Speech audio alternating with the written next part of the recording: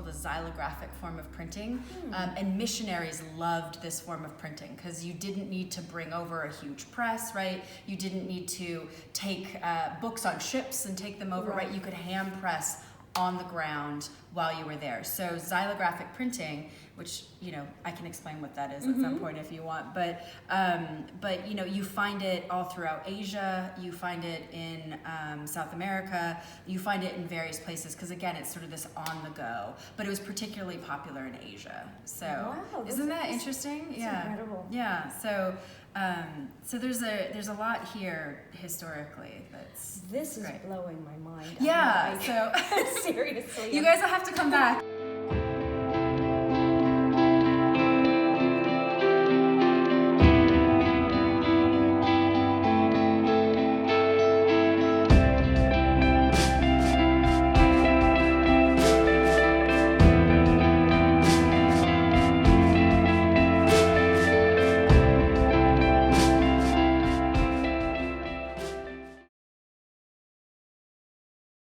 Really, I would say that he is largely focused on Europe. Okay.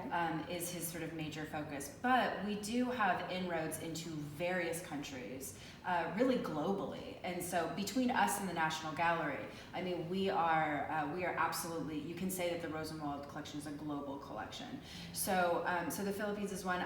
This morning, I was on Iranian TV because we have these two beautiful Persian manuscripts from the 18th and 19th century from India, right? That are extraordinary. I mean, really unbelievable. And so I think that this is part of his philosophy, right? I think his love of collecting was largely with Europe and the idea of sort of illustration, right? That was sort of his major interest. But I think he saw these moments that he needed to be a part of for sort of the preservation of a larger culture.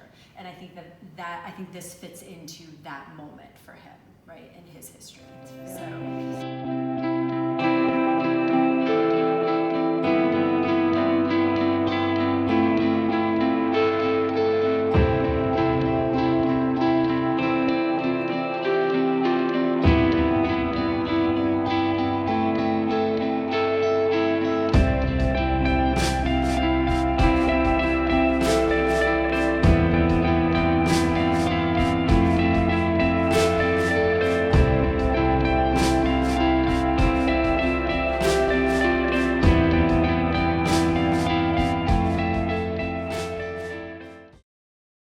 National institution, right, for long-term preservation.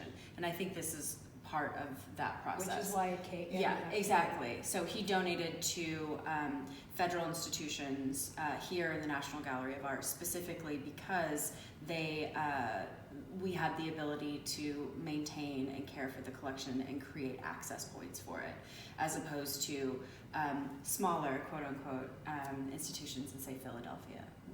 So where it would have been the more logical place to go. So this book really fits into a much larger sort of history about collecting by Americans.